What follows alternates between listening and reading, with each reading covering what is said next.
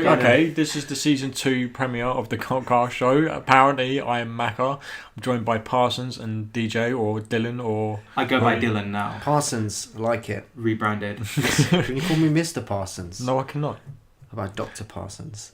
How about no? Nurse Parsons. Mrs. Parsons? Mrs. Parsons. Mrs. Brown's boys? Maybe. Let's go. Right. Okay, so to start off with today's show, as promised, we're going to have a quick roundup of our favourite films of 2016. And just to clarify for Dylan, that's films that ran from January 2016 to December 2016. Films that came out in 2016 somewhere on the planet.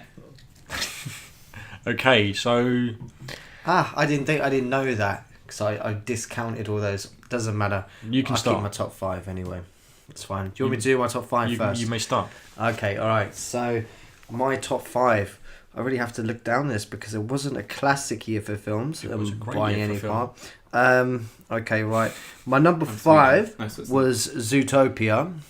I always had a Pixar film in there. Oh, it's not a Pixar, in fact, it's a Disney animation.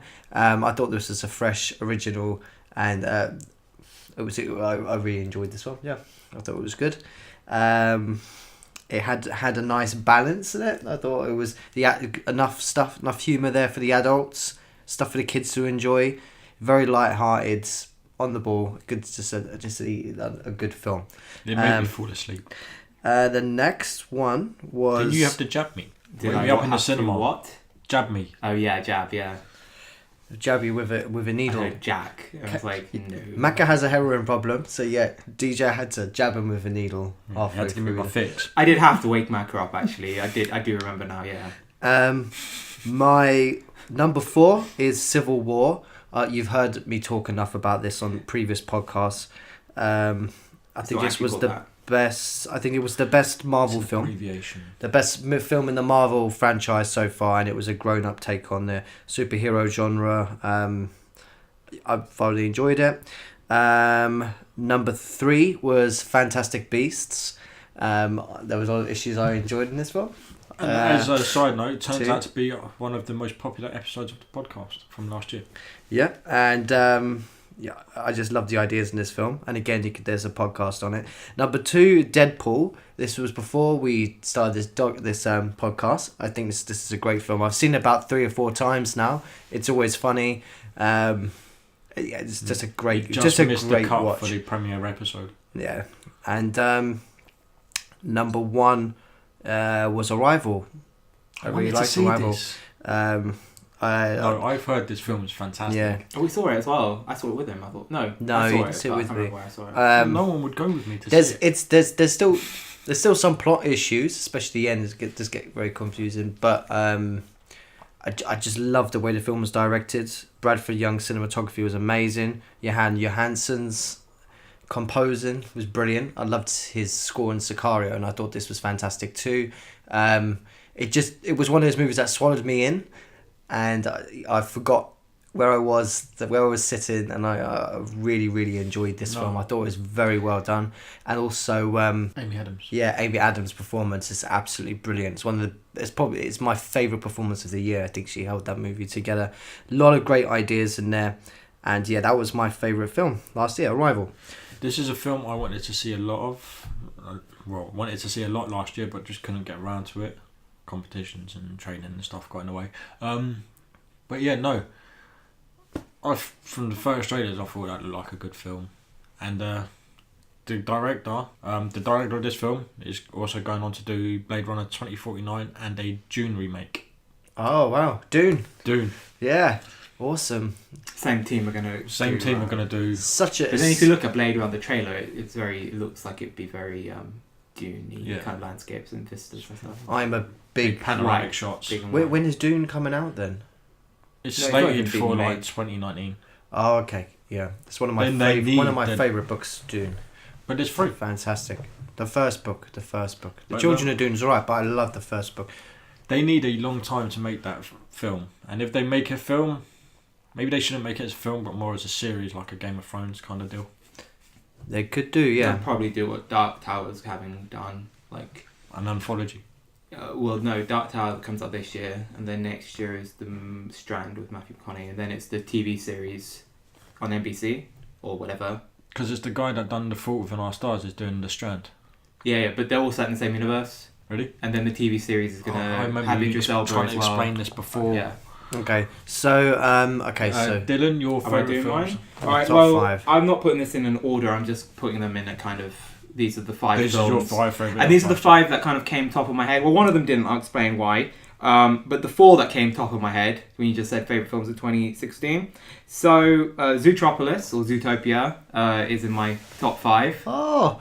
For kind of, I guess, different reason than maybe... I don't know, for the same reason Kieran has said, but mine are slightly more to do with the depth. And I've seen the film twice since it came out, so I've gone back and it's definitely, I know it's one of my favourite films of 2016. Especially though you think like today with... it's about racial tension and the whole subtext. It wasn't even a case of being kind of... It was a metaphor. The whole film's a metaphor for... like censorship culture and...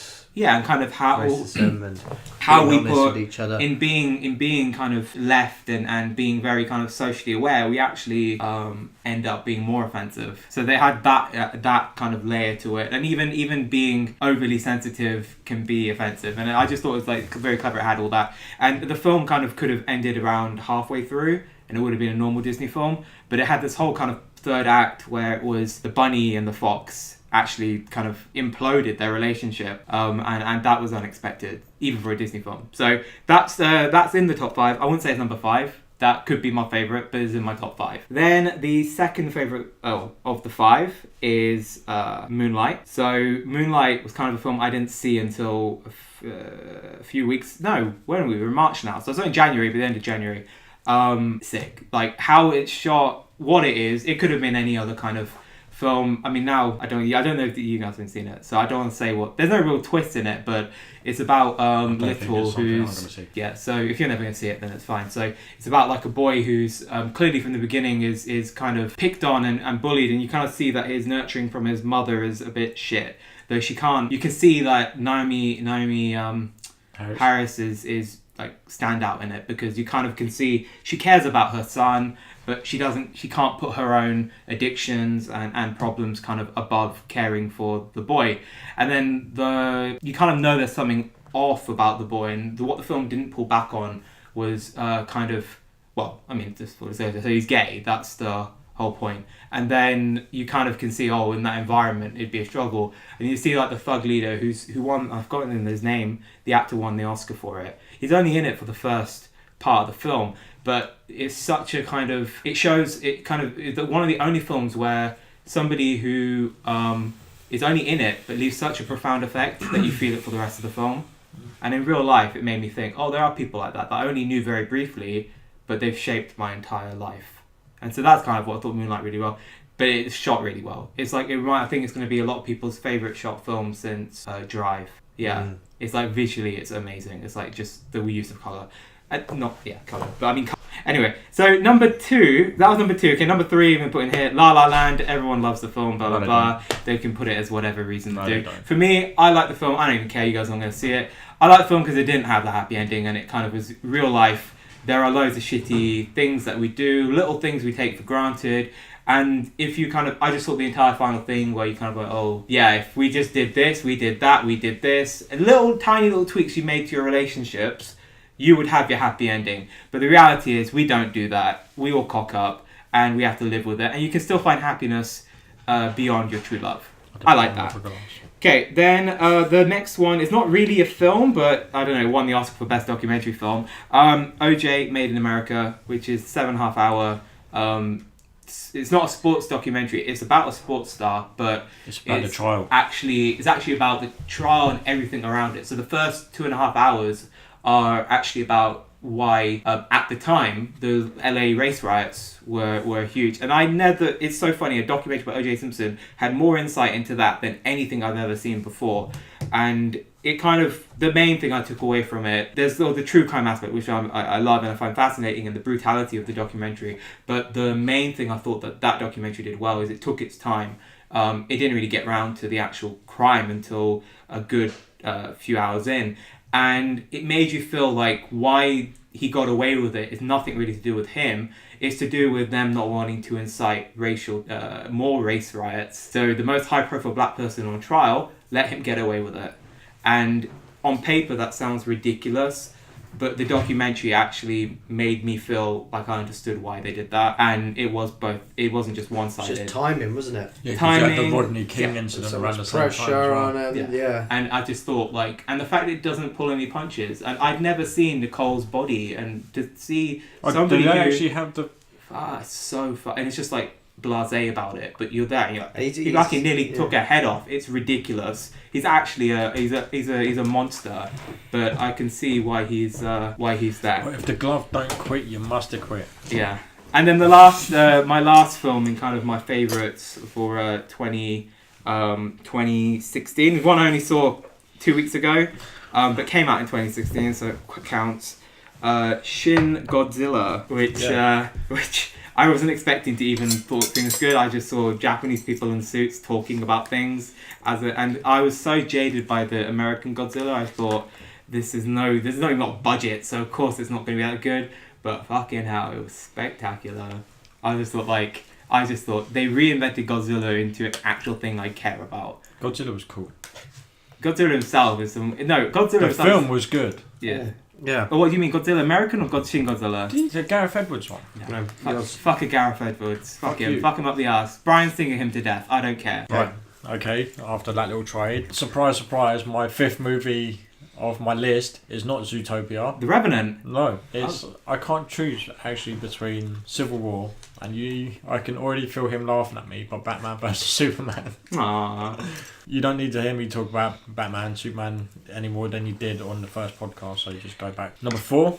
I'm not laughing at you. He is. That's in my top 10. He's physically laughing. Look. I've seen it twice since it come out, and the expanded version is good. Number 4, little known film, not many people caught, The Accountant. This is an action thriller that starred Ben Affleck. If you like balls to the wall action films like I do, that have a little bit of thinking behind it, I highly recommend this. Just to clarify, autistic accountant. He's not autistic. It's Asperger's is the difference. I can't actually say the thing properly, but I think it's around about Asperger's or Asperger's. ALS? No, ALS is Lyme's disease. Oh, okay. Lou Gehrig's. So 2 Ben Affleck films. Barn with Phantom Shield. He's a good actor. Ish. Yeah, he is. It's the Harrison Ford of this generation. Number 3, another film not a lot of people caught, but War Dogs. Yeah, I think me and you went to see it, right? I saw it with you, I saw it with Adam, I can't remember. But this follows the story of 2 high school friends who reconnect and then embark on some of the biggest gun deals in the world. Like Lord of War. Kind of. Real, but these are But real this is a people. true I story. think Lord of War is real. I don't think it was. I thought it was. No, Lord of Neil War is Nicolas Cage. Yeah. No, it's not. It's not a true story. Motherfucker carrying a missile in his briefcase or something. I said that literally he walks to the warfield with the weapons, right? Yeah, no, I don't think that's real. Is it real? And the Sultan asked him for the gun of Rambo. No, that's not real. I don't think it happens like that. No. But yeah, these 2 guys, they from nothing. One's like trying to make a career as a masseuse. One's a spoiled little rich kid who has a falling out with his family. Bizarrely hot girlfriend. It doesn't add up. Yeah, but it's Jonah. He's funny, so he can get away with it. But yeah, they get embroiled in all kinds of things that they get well over their head in, and it's a fantastic story. And again, this is another kind of one I couldn't make up my mind which position to put them, so I'm going to put them out there both at the same time. Rogue One and Deadpool. You don't need any more. That's it. That's my list. I'll say one thing about War Dogs, although I don't know if we did a podcast. It proves that Todd Phillips, is that the director? Yeah. He can direct. He can direct. I mean, the first Hangover was a decent film. What's the other? He does those awful comedies. He does like with, Road Trip and with stuff. Vince Vaughn and twats in it. Yeah. What's the other one? The other bellend that's just as annoying. Owen Wilson. Ben Stiller. No, Ben Stiller's alright. Half the time. Which brings us to Zoolander Volume 2, which is probably my sixth. No, it wasn't. It's so bad. That film was hilarious. That's so Do you know what? bad. I love that film So just for the bad. fact that they kill So people. bad. I like, you know, no, so bad. Like, as in the first Zoolander, I'm probably one of the most, I was like, this film's good. The only reason it didn't do that well is because it came out on 9/11. So 2 days after 9/11, so of course it wasn't going to do well. It's kind of the reason why. But they had no They put excuse the- for fucking Zoolander 2. Nah. They put the A bit same. late as well, wasn't it? Like an afterthought. They put the same like 9/11 factor to why Jay and Silent Bob didn't do so well, because it came out in the same kind of thing. That's never gonna do well. View skew thing. Kevin Smith's got an audience. Well, back then he had a big audience. I think he's got more of an audience now. I think he's only got more of an audience now because of the podcast streaming and stuff though as well. Like it's more easy to access a Kevin Smith film now than it was back then. But back then, I don't know. I'm still trying to find a site that streams Clerks 2, so it's really not. Someone stole my DVD of Clerks 2, and I'm not happy about it. And I wanted to watch it. Sorry about that. I'll find you a link. I'll download it for you and give it to you. I like a physical copy, as you're talking. Both Kieran's like physical copies. Yeah. Okay, so to move on, we now what everyone hopefully is come here to listen to is our main thoughts on Logan. So Logan is the 10th or 9th or 11th or around that installment in the X-Men franchise, and it follows Wolverine, Logan, a number of years after the ending of the Days of Future Past, and we follow him in a world where there are no more mutants, and he is reluctantly forced to have to save the life of a mute 11-year-old girl whilst looking after a senile, demented Professor X. Yeah, that's right, yeah. And What's his name? Not Professor X? No, I said that's what I wanted to say. Okay. I said, why Professor X? And I went, let's see, what? Xavier. Javier. They are in Mexico, so it could be Javier. Oh, are they in Mexico? Because I didn't fucking... They forgot themselves halfway through the Mexico scenes. He went through the border. I'll come back to this. No, you won't. I will come back to this. It's actually a really funny point. No, it's not. You see him cross the border. Into Mexico. Yeah, and you see him cross the border again. Not out of Mexico. Yeah. No. They're always on the road. They're always driving. Yeah, but I tell you what, this is why it's funny. Anyway. Right. Okay. Right. Go, Macca. So your opinions on the film then? My opinions on the film. Oh God. I feel like I'm really on the spot right now, but I did really love this movie. I thought it was an amazing piece of cinema. I thought Hugh Jackman's performance was by far the best of anything he's ever done. Everyone's talking about Hugh Jackman in this. It's his last outing as Wolverine. He's fantastic in the role. I think Patrick Stewart gets undersold. I think he's phenomenal in this role. And it's interesting to see him go from the most powerful mutant in existence to the most dangerous weapon. I like the kind of switch in perspectives. Okay, yeah. As a sort of in the X-Men franchise, he's sort of. Can I do you explain? It's like if you watch X-Men 1 through 3, like the original ones from 99 to like 2000 something. The plot was always, you have to get Charles Xavier out of the way, otherwise our plan will fail, because he is the most powerful mutant in existence. And this kind of film kind of turns it on its head in this kind of way.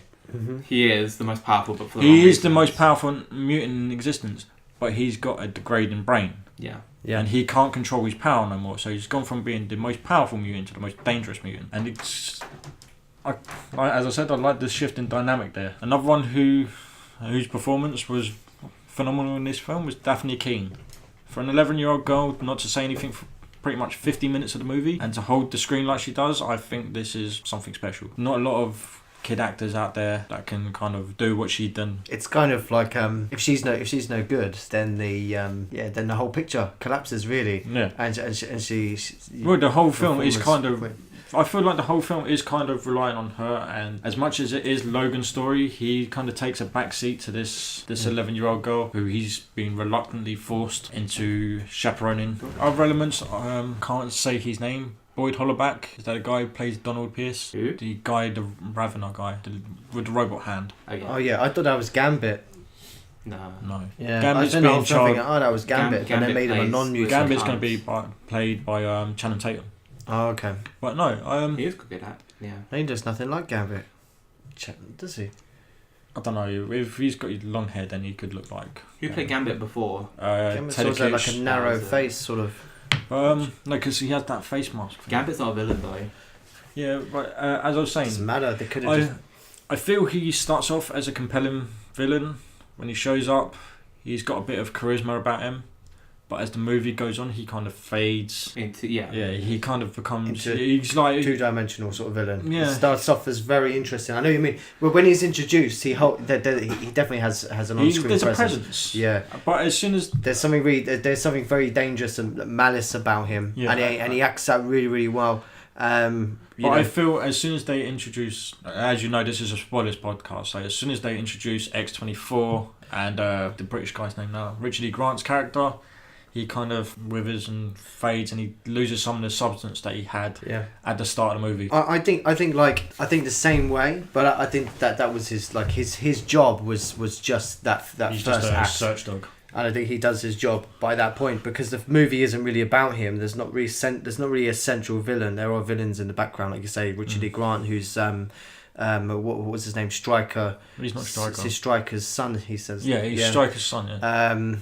But which is kind of, as you said that, it kind of fucks with things a bit, doesn't it? Oh, let's get back to that, a separate thing. But yeah, the way you have to see these films... It's separate. Well, they've it's a separate film. Outright said this is a standalone movie from anything. Well, kind of. Like, it's... I'll say my summary when you get to it, though. It's fine, because there's a plot. Do you want to... Yeah. Good. Okay, yes. So just add into what Mac has already said. This film felt to me like it didn't feel like a superhero film at all. It was more inclined to feel like the more traditional westerns, like spaghetti westerns even. Like it reminded me a little bit of Unforgiven, and there's also another genre in here which is it's essentially a road movie, and there's essentially a little bit of a coming of age movie in there as well. Yes, so like you said, Professor Charles Xavier. Just going back to your point about him. He's like Mac has already suggested that in the previous X-Men films, Professor Xavier is the one who's holding everything together, and in this film he's aging, and as I say, at one point, like the most dangerous mind on the planet is in the body of an old man who's degenerating, really, So that he has what was essentially is a brain tumor or something like this, or he's just illuminating. It's more like Alzheimer's. Yeah. So I really found this really strong, because it's like of aging itself. He's a guy whose mind. I mean, he doesn't have his legs, as we know. His mind is his tool. That's his weapon. He's a guy who's pursued, read every book.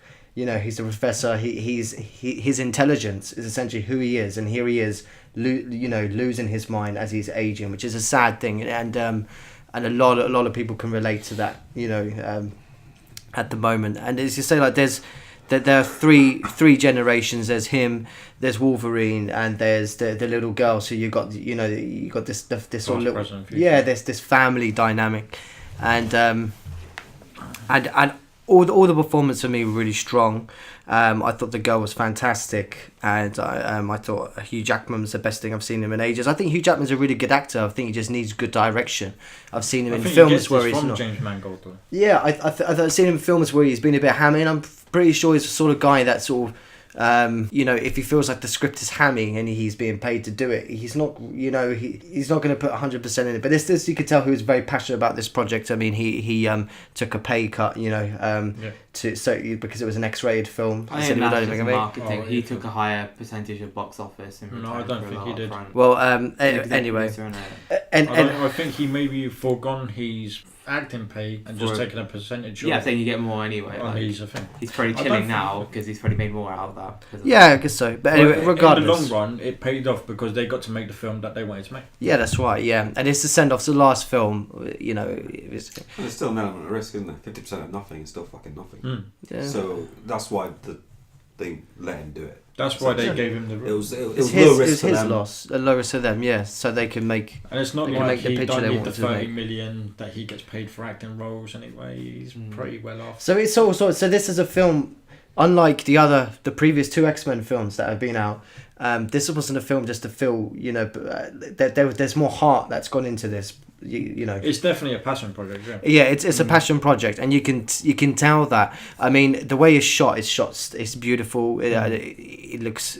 I love the It's kind of like a distilled element to the It's a sort of palette world on the cake, screen. and you really got like when I watched the previous X-Men films, it does stand out as a comic book film, but in this it felt like it was just like one chapter in a larger universe. Like there was something going on. There's obviously there's this disease that's been spreading. It's been spread now. We found it's been manufactured on purpose or so, I believe. Yeah, that's what he said. That's why they say there's no more mutants, because they've developed a thing in the corn syrup and in the GM crops that have wiped out the mutant gene. So like there's this ethnic cleansing that's going on. The mutant race is being cleansed. Meanwhile, when you meet Logan, he's working as a limo driver. There's these women going out for the hen nights. There's those typical like what do you call those American brats? That's spoiled rich kids. Yeah, that's charting out USA out of the life goes on. Like even though this section of society is being wiped out, people just carry on, and it just for that I really enjoyed the experience in this film. And also, there's a lot of we'll come to again. Like I'll come to when it comes around. Film. There's a lot of political elements as well. To be honest, like personal elements. Like if you look at the character, as you said, he's working as a limo driver. Yeah. Everybody around him is fucking out and they're loving life and doing what they're doing, and you've got a guy who's driving them whose only thought is, whose life has passed him by. Yeah, it is. I'm just waiting to die. Yeah, and exactly. He's even kept like a bullet for himself just so he can end it all. And he's feeding Charles this dream. Yeah, and of going out on the sun thing. It kind of reminds me of Mice and Men with Lenny and George. Yeah, that's right. Where he's feeding the dream of the sun, whatever it's called. To keep him going. Mice of Mice and Men. Yeah, you're right, because he tells George the story of we're going to get the boat. We're going to go out and live at sea. You're never going to be able to harm anyone, and I'm going to be there for you, like you were for me. Yeah. When I needed you, and I'm going to be there until the end of your days. Tell our listeners what Macca is grasp on here in John Steinbeck's novel, famous novel Mice and Men. There's these two cowboys and one. Again, again like two this. ranch hands. George and Lenny. Lenny is a bit slow and dim-witted. George has always been the one who looks out for him, but Lenny's the muscle. Yeah, that's right. But the whole idea of the story is that he keeps feeding Lenny a dream about having their own farm with rabbits. Yeah, and this is the thing that he keeps Lenny subdued and calmed with throughout the whole story, and it's how he eventually gets Lenny calm to kill him off at the end of the book. Well, it kills him off at the end because the idea is that Lenny. Sorry, we're still talking about of Mice and Men. Lenny has a learning difficulty, and it's during the Great Depression. But he's very physically strong, so he uses this dream to keep him contained. A bit like, Wolverine keeps Xavier contained with his powers. In the previous movies, it was like Xavier keeping Wolverine contained. Yeah, by... But what of Mice and Men was essentially about was that in that society, a person like Lenny couldn't survive. Like he doesn't fit into that sort of society. And again, the same here. Like even though we sympathise with Xavier, you can also see from the other side of the point of view that he is a dangerous weapon. No matter how much you love Xavier and he's a nice guy, he is a dangerous weapon, and by trying to get rid of him, they do have a point. So it's not just the evil villains have come to destroy all the mankind. You see their own fears and concerns, which is what the X-Men was about. Yeah. It's about challenges in race and society. Well, that's when Stan Lee created the X-Men, was during the race equality thing in the 1960s, and it was meant to bring out that parallel to it's a parallel, yeah. And there was those remnants as well, like you said, like there's been this sort of Holocaust where these people these mutants have disappeared, and it really does feel like you're at the edge of society, at the edge of time. Yeah. It makes you feel like the way it's set out, like instead of choosing to film it in elaborate settings in cities, etc. It's filmed in desolate, urban, like this sort of urban He's living in a decay. rundown steel mill on the borders of Mexico. Exactly, and it's you get this element of this sort of urban, like rural decay. It's sort of like on the fringes of society, and that's kind of that's Wolverine and Xavier's world. Their world is like this, everything they loved and dreamed, everything's gone, and it's shot. And it really emphasizes in that, and also there's also the political themes in there too. Like there's a lot of talk now about this war, and and there's a lot of there's the children that are saved by Mexicans, Mexican immigrants, illegal immigrants, by the it's in I don't know if it's in Mexico, I can't tell. No, it was they were going to Canada. Yeah, they travelled through America, from the Mexican border to... So here they are trying to get out of America into another... I don't think... But I think it's an invisible... I don't think it actually... that's where you see them... at the end, when you see them run off, they're crossing the border into Canada to being met by Justin Theroux. Yes, did they actually say... Did they say that they're going to Canada? Because they build the idea that there's a safe haven in Canada for all of people. Oh, I see. You're not meant to pay too much attention to... Yeah, because I thought it was... I mean, they didn't. They were meant to have gone through the whole country, but they just didn't show. But I thought it was like an invisible border. Like, who knows? I mean, this is set. I know it's set in 2029, but it's an alternate universe, isn't it? To some extent, because we don't have mutants around. And I thought this was sort of, for me, that didn't really matter where the border was, because it's almost like an invisible border. It's sort of. It could be. It doesn't explain that you're even in America. We could be in Mexican America, and then it could go through white America, where where mutants are, legal by death. I talk about that Anglo America, and then you used to say like you wouldn't Canada. want to call a Mexican white man. They'll run a cholo on you. Just so you're aware, like the border between America and, except for the parts where the cars go through, is open border. There's no actual fence. You can't just walk into it. You just have no right. So if they tell you have to leave, you leave.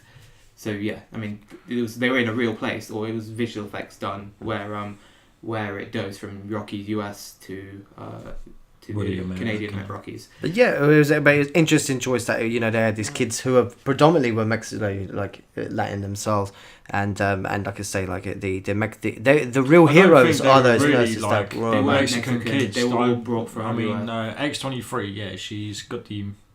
Maybe a bit of Mexican in there, but you see the kids, they're all from like different backgrounds. I mean, the reason they were in Mexico is they're the cells of various mutants. Yeah, because if you Magneto's son is the reveal at the end, who controlled the metal. Yeah.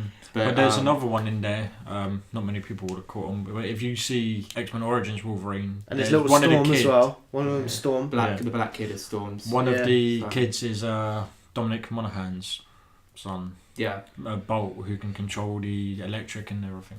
What was the one who with the twigs? I think they've just created that. It's from the comics, but I don't know enough. But there's a lot of themes from different comics that run through this film, like the idea of the adamantium slowly poisoning them, during Wolverine's healing factor. That's from a comic. I can't think of what it's called, but they had a massive issue with it, and Magneto strips the adamantium from his bones, and his healing factor is just fucking shoots into overdrive and like loses part of his head, and it just grows back instantly and shit.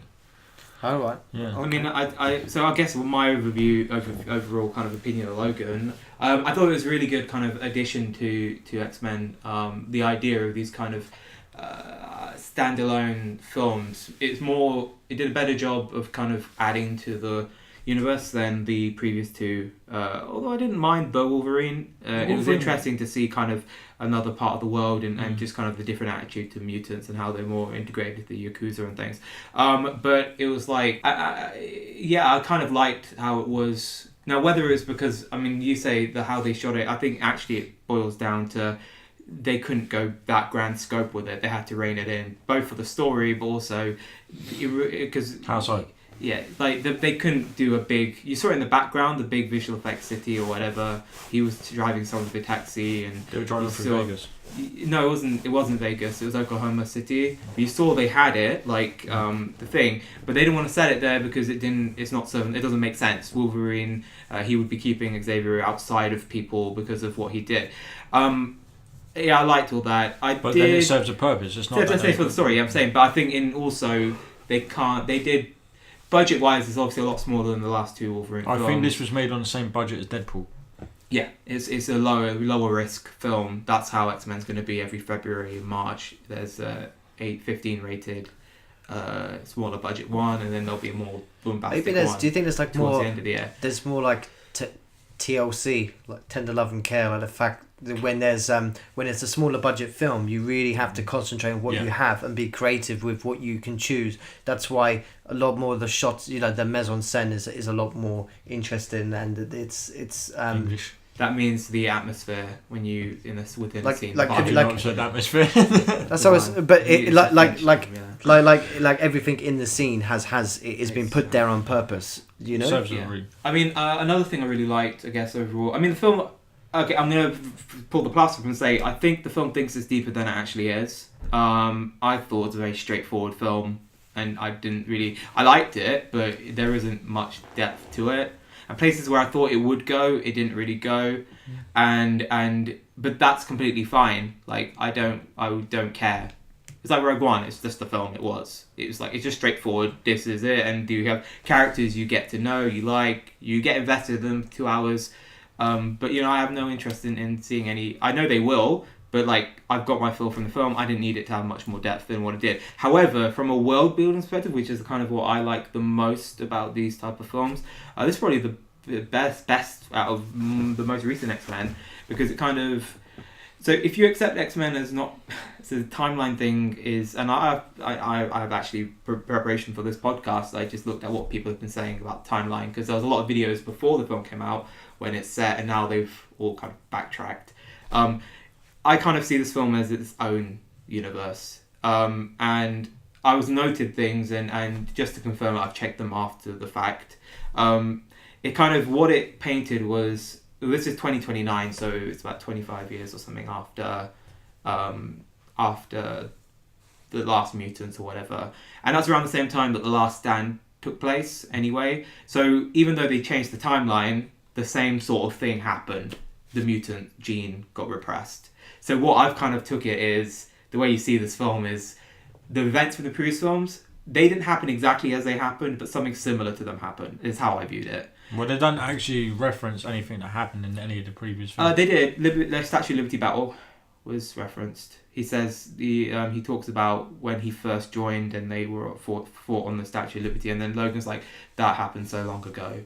And then Last Stand had a reference. It was the gene thing, because at the end of Last Stand, they forced people to do the gene destroying to get rid of the mutant But that thing. wasn't referenced. No, but something similar to the same time period. That's when the last mutant was born. After that, they removed the gene from people, so there were no more new mutants.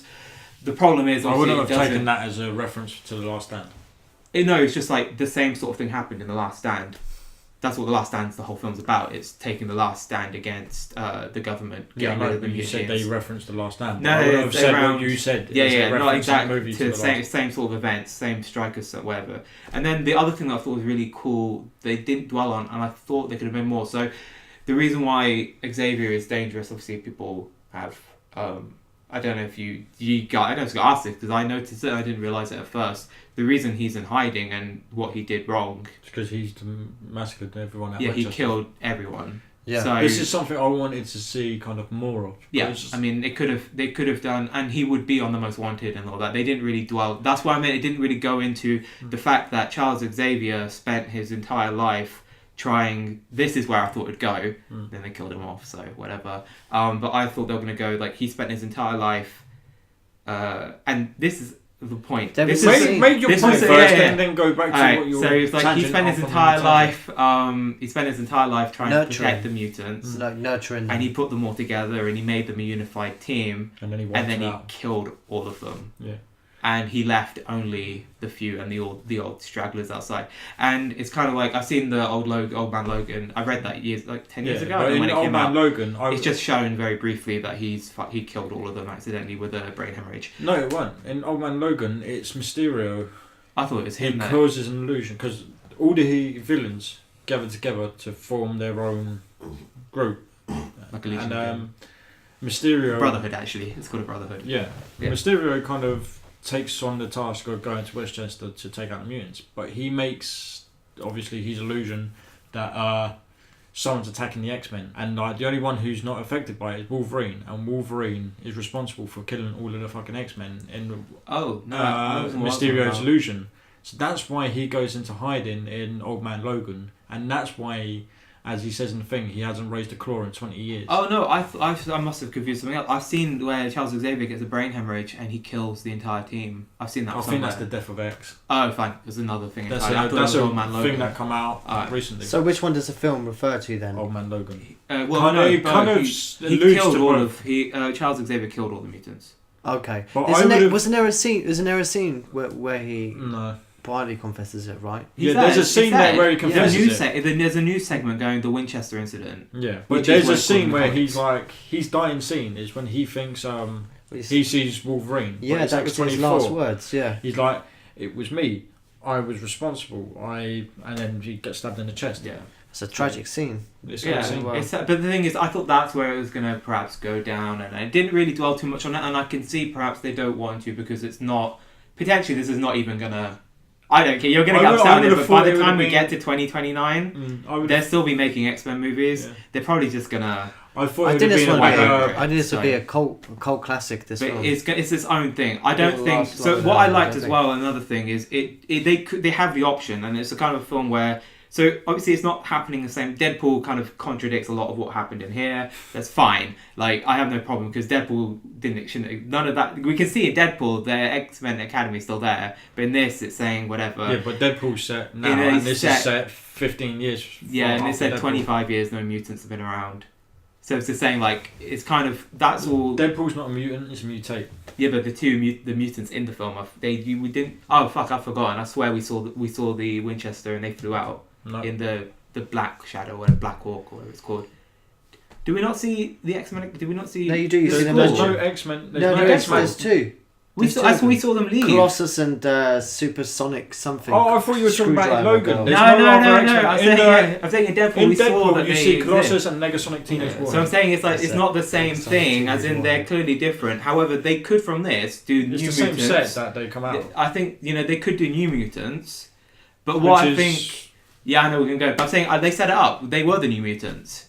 No, I don't think they are because I don't think they were even called the New Mutants. But they're not. They're not going to be the same New Mutants. But I'm saying like they could do a sequel to this or continue it with those kids running off Canada and all every shit they do. I don't think we're going to see any of that. I think this is and I like it for that. It's its own self-contained. This is this, and I don't see them even. So when you talk about this is where I got kind of not really a negative, but I thought the villains were really flat.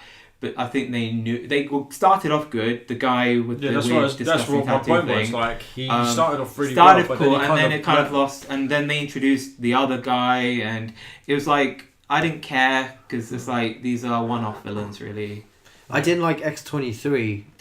24. Sorry. See, this is another point I want to come to. But we'll come. I guess we've done things. I guess we've done things that work, but do you want to do things that didn't work? Adam, do you want to like your word? We've kind of done what we liked in summary together, so... Yeah, I did, yeah. I thought, in summation, it was a pretty good film.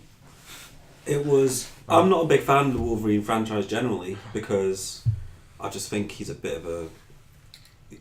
He hasn't really been able to demonstrate his power because of the restrictions of the rating. Oh, yeah. He's kind of just paws at people... Everything gives them a wee scratch. Yeah. Gives them a wee scratch, and it's all implied that he's really dangerous. Where in this, he's some of the violence in it is unbelievable. That opening scene where he fucking kills all them bikers. The amount of the amputations, is kind of what Wolverine should have been about, and obviously the amount of times he stabs people in the head. Yeah, through the head. Same as like the little girl to an extent. She wasn't quite doing But She you was didn't see right, as the much with her applications, but- because it No, was. you- No, you she see don't a have lot the with strength. her. She's more of a... No. She's more You fast. you saw it, but as in they didn't dwell on the actual thing Yeah. going because a kid. Because it's a kid. But they, Okay. she was But still, it was she still more- done she was well done, though, yeah, yeah. subtly. It was really done, it's done well. I'm saying it's like it just it wasn't they do, but they played not so whoever did the stunt on this stuff and designed all those scenes obviously played the Wolverine game. Have you ever played that? What one? The X-Men Origins one. Yeah. Yeah, I played that. That was a Yeah, good it was like proper like blood and everything. Like it was insane. Like because it was how I thought Wolverine would be, and it's a shitty video game that did proper Wolverine. Although the Wolverine he was using when he had it, but you didn't see much. Yeah. Just one in the head, and that was it, right? No, He there's a just few. stabbed one but person in the head in that film, and that was all I remember. It wasn't like Wolverine was a good film. The only problem I had with it is the fact that they made the Silver Samurai a 9-foot oh robot. my god, man, that's so stupid. Yeah, they should have just kept it a dude like it was in the comic. This film referenced that film as well. He had the samurai. Yeah, you see the sword that he was given. Well, As much as I love this movie, and I really did, there are a few things I would have liked to change, X-24 being the main one. I thought you had a perfect opportunity there to introduce Draken. If you don't read the comics, Draken is Wolverine's bastard son from when he was in Japan. So the Japanese Yakuza chick he hooks up with in The Wolverine, they have a kid. Because Wolverine's not around, obviously he blames all these issues on Daddy. But it'd be too much though then. Too This many is- family. This is as me and a friend were talking about this the other day, as much as I would have loved that to be the case, you do end up with Logan's got all these bastard kids and he's a terrible dad and all these kids want to kill him in one way or another. But then again, this movie's kind of weird in the fact that the end fight is Wolverine essentially battling his fucking most hated part of himself come alive. All the things that he didn't want to be when he was under the X program, Weapon X program, he's literally fighting it come true. So other things I'd like to. So what? It's like what? He's like he's symbolic- fighting his fighting himself. It's Yeah. awesome. The only reason X-24 is in here is because they like we need to. This is something popular from the comics. The idea of him. Where there was no. Is that X-24 from the comics? No, it's purely made for That's film. where he's been fighting himself before. I think he has maybe- a younger version of himself. It's not from the comics. I think maybe they introduced him because I wanted that scene with Patrick Stewart where he Yeah, but you could where have he achieved that same confesses that thing story, with if you and had then the it's- other guy. Or It's they quite- could no, have no, done 'cause he wouldn't have Mystique's thought off he was baby. Wolverine. Could have been the one who does it. No, Baby Mystique. She wasn't in it, but she's got a daughter in it. no. Mystique can just impersonate whoever, right? Hmm. Yeah, it could have been done a million ways. Oh, you guess so. Yeah, like a shapeshifter. But no, Could have I been a mean, like shapeshifter. you could have still achieved that scene with Patrick Stewart making his confession and dying if you had Draken. Did he make his? He just he. I think he didn't. It wasn't a confession. As in, they all know he did. The He was Winchester, alluding to it. but he was no. As in, he's accept. He's was not. like a moment He knows of solace, it. He's been in yeah. denial Yeah. of it, and this. Well, I is don't when know. He's been in like, denial with Well, it. He's just Because not talked He's about been it. projecting it onto Wolverine But everyone because else he knows says that he did it because even the news know he did it. And, No, and, yeah, it's not. Yeah. It's controversial. Yeah, I'm sorry, it was the wrong word. I know what I'm saying. but As no, in, no, he just accept. He's like. But he's been projecting it onto Wolverine himself. Yeah. It's like, you done it. Yeah. It's your fault and all this. And it's like, then he has the moment of realisation before he gets done in the chest. But Yeah. it's little things that I would have changed. Like the fact that where they reference Charles killed the mutants, I reckon for character building plot point, it would have been better if you kept it to the comics where it's Logan duped into killing all the X-Men, and then that's why he don't have his violent past until all this. But he would have just shot himself in the This head happens. already. Yeah, I didn't. I don't so. think it would. Not if he has to care for. Oh, if he the- had, yeah, maybe. But I think with Xavier doing it, it's better because it really isn't his fault, but it's rather than being the influence of someone else, it was his own power which killed him. I think that's a bit strong. I think it's a stronger I don't know. thing because because this is his mind. Like I said, like his mind has been a tool for good, and then it was it was a work of nature. It was his very nature of being a mutant that killed those mutants, rather than just another baddie who just brainwashed someone to kill loads of No, people. I 'cause think it would have been very strong. it's very Xavier has the And that guilt power the guilt to wouldn't have been implant the same, into yeah. people still. So you could have. No, I think it managed it pretty well because firstly like I said, like his mind is a weapon really, and he needs to be put down really, like a.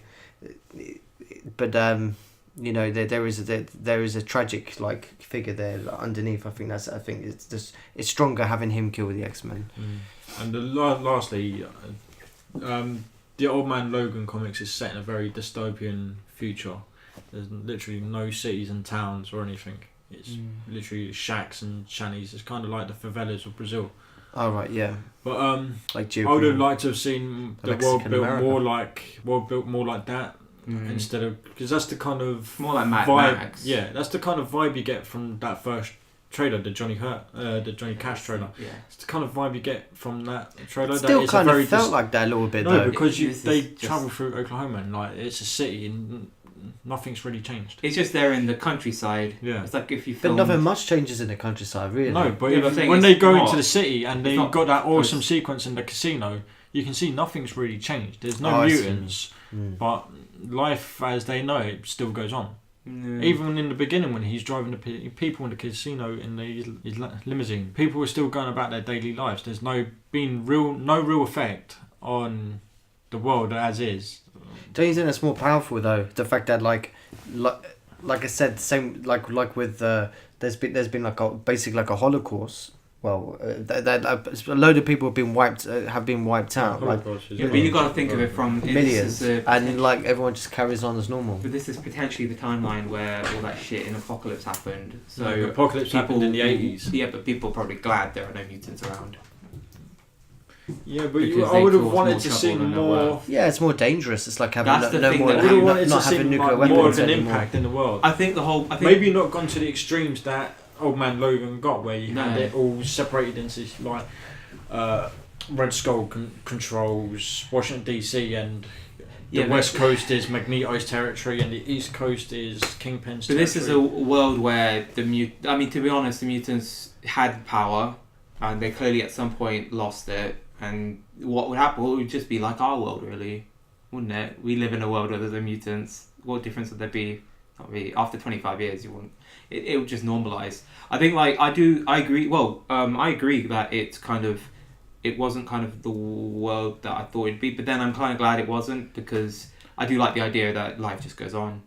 Yeah, Yeah, it's stronger, really, isn't it? It just makes It kind of does sadder, reinforce the but- point of like Logan's out and he's just waiting to die. And they have this sort of this reference to the comics, Yeah. which is sort of and it sort of throws the comic to one I side like- and I says, "Oh, those are just children's stories." Yeah, So I it's like almost that. it's almost like the film He's is like- saying like we're not gonna be part of that Brian Singer. No, sort oh, of, but I- like, no, thing. but No, he says it. We're He just picks up gonna a be- comic and he's like, This is our own. 25 one years third ago, of this yeah. happened and the rest is just bullshit. And he Yeah. throws it down on But the don't you table. think that's sort of a little like snipe? No, I don't think I it think is. it's a little. I I think think that's it's how- something that would have happened.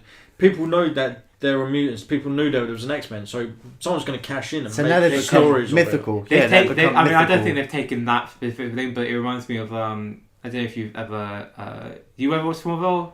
A little bit. Alright, On so and off how it ended is DC Comics make a comic of Superman. about Superman, and that's how Well, they the last- framed. I thought the last episode ended with. Well, a lot of him things on the do that, Superman though. there is a off. real. I'm saying he's real, but they've kind of Chloe's reading to the son with she has a son with Oliver Queen, and she's I reading. forgot they had Oliver Yeah, Queen. exactly, and she's reading the comic, but it's like this is not the true story, but it's partly it's where it's taken, and the comic comes back in the. It's so funny in the comic. There's a comic, so it's kind of like it's just the whole thing. Like people take something as cool as mutants in real life would have a comic book adaptation. Like then, and he must have wore that suit. We saw the suit in the deleted scenes, didn't we? with Wolverine? So he must have worn it at some point, and then it just became his. No, he house says and he all that did stuff. never wear it because I heard I think I heard I can't remember who was being interviewed about it, but someone was asked about this and they said that if Wolverine wore the yellow leotard, it's a complete conflict of character because his character would never wear anything. But he like must have that. worn it because we see he has in the Wolverine. He has it. Is it the end post credit? He pulls open the suitcase. Post and credit it's got scenes of Wolverine. He opens a briefcase and it's like it's there, but it's presented not like the- samurai Yeah. armor. It's not like the post credit because the very end is where they're like, we need He's you to like- go back in time. No. The Wolverine, the No, very the- end at the The airport. very end of the Wolverine is when he's. Oh no, I'm I haven't thinking seen of these X. films anyway. Yeah, so the Wolverine. So there's like two post credit scenes where he lifts it up and you see the yellow costume. No one mentions back in time. Oh, they're like Magneto. They stop at the airport. He's going back to America. And then the Magneto Oh, and and all the Professor metal X starts stop going. everyone in the airport, and then they're like, "We need you, or you're needed." And then that cuts. Do you have the Wolverine? Yeah, I haven't got it on me, but... Oh, because I was going to say mine ain't working. I've been trying to watch it for the last 3 days. And then that's where it cuts into Days of Future Past, because that's when it's set after. Yeah. I know it leads into Future Past. And then, but so it's kind of like, I liked, we were talking about... It would have been cool to see the things. They could have shown more They could have shown more X-Men, they could have done more with that. They didn't really, and I think it was after, I just thought they don't want to... The problem is, if you've got something that's set in its own thing and it really isn't going to be referenced again, you don't want to put too much stock into it. I don't know. Can you imagine they introduced... There's a deleted scene where they reference Jean Grey, and this is probably the only Last Stand reference they're going to be. It's like when Eric LaSala is hosting the dinner and Logan's there, and he clearly don't want to be there, but X-23 and Charles are having a fun time. Like Eric LaSala turns around to Logan and says, "Are you not married? Because where did the kid come from?" And Charles turns around and goes, "Oh, he was married, but he killed her." And like everyone's like, "What?" It's like a panic, like the fuck. And he's like, "No, don't listen to him because he don't know." Oh, yeah. And then there was going to be a scene with you haven't touched on the family, the Munson family. The Munson family, yeah. No, that's that whole. I understand it. Maybe okay. It's a whole. I'm going to do what I didn't think because it comes. It? No, it's nothing even to do with that. It's not even to do with race. I thought it was. So I thought it was an element of race thing there because these guys. Why was it? They could have been a white family. It made no difference. It could have been any kind of family there, but it would make. I think no they difference. got the best actor for the role. They literally just cast whoever, and they like, well, he's got a black kid, so he needs the black wife if he's not a mixed race child. That was kind of very graphic, you know. Yeah, just that sort of that family. That was like a element of horror movies. Yeah, because I haven't seen it. Like it reminded me of when I saw Terminator 2 when I was a kid, and just stuck that knife through the husband's mouth. You know, that was shocked to me at that time. Yeah, and that they saw a kid in this, you know, and they didn't shy away from it. And it's not gratuitous violence either. When I heard it was going to be violent, I thought, oh, it's just going to be an excuse to do an X-rated. No, I would say the violence is quite gratuitous. I thought it was as well. It was way more than it needed to be. No, I wouldn't have gone that way either. If you've got I think it was, a character whose primary weapon is claws that come out of his hands, it's going to be graphic. What I'm trying to say is that it's not glamorized. No, it's not glamorized. Like every single like murder in that film, you feel and wince at, and you do wince at, and even when you're slaughtering those soldiers, you feel. Like this is, it's not a guy in it's not John Wick or whatever, where you're shooting a million people in one room. Don't go near John Wick, man. I love that movie. No, it's a good film. It is what it is. I mean, second one's quality. Yeah, it's a good film, but I mean, like it felt like he didn't want to kill, but he had to kill because it's put it in a corner. But that's kind of and how then John he Wick felt is. every kill there was. And he, there's I thought that was handled really, really well.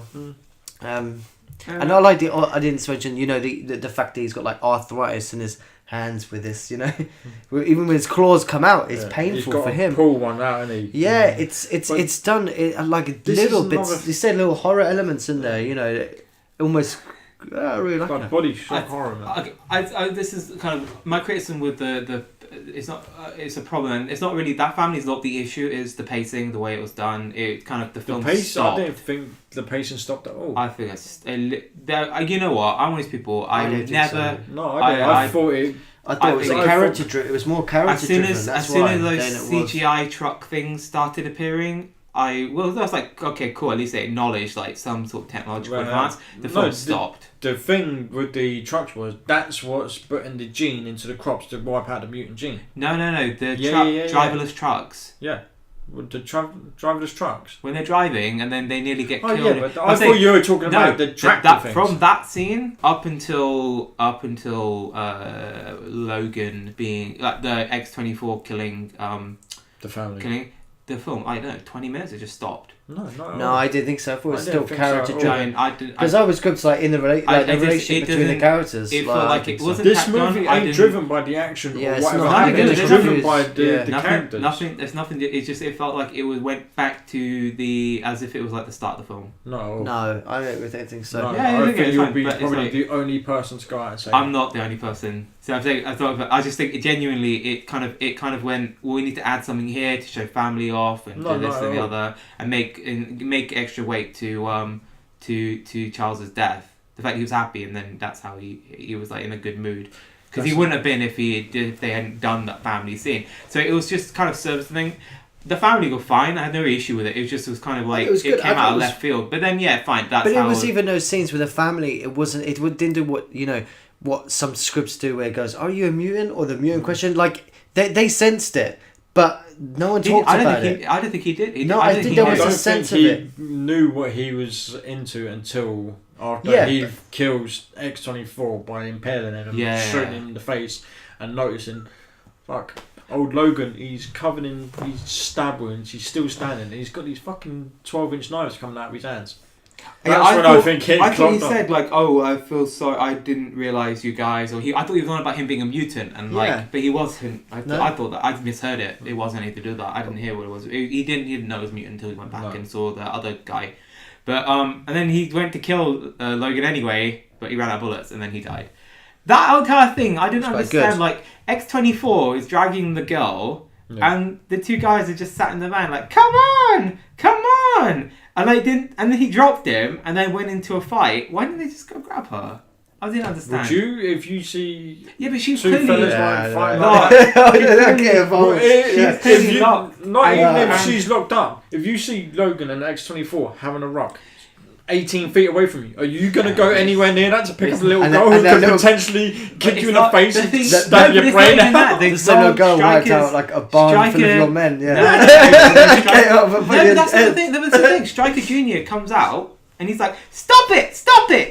I don't know what he came out literally like on his thing, like, stop it now, whatever he was doing, No, it was just telling him order, it was like his pet. Yeah, but he's telling him off. But he was right next to the X-23. Laura is actually the game. We've not called her name, Laura. But he's right next to her. And I'm like, X-24 can fucking sort himself out, grab the girl, get in the van, and fuck off. But X-24 couldn't sort himself out because the man from ER killed him.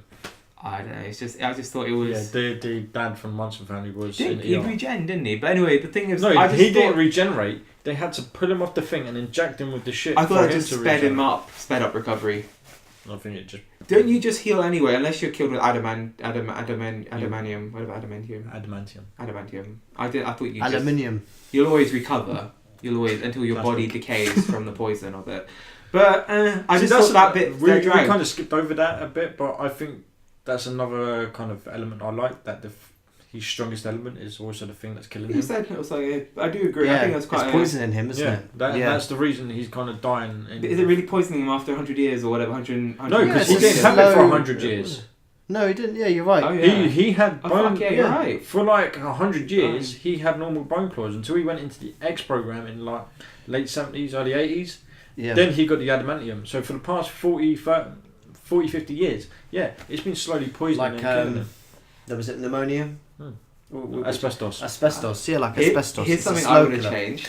I'm going to put this here. This is the last thing I think probably on my thing will change. I want your opinion on this. I wouldn't have done X-24. I wouldn't have done X-24. I actually thought originally it was whatever the guy is. Oh, Sabretooth.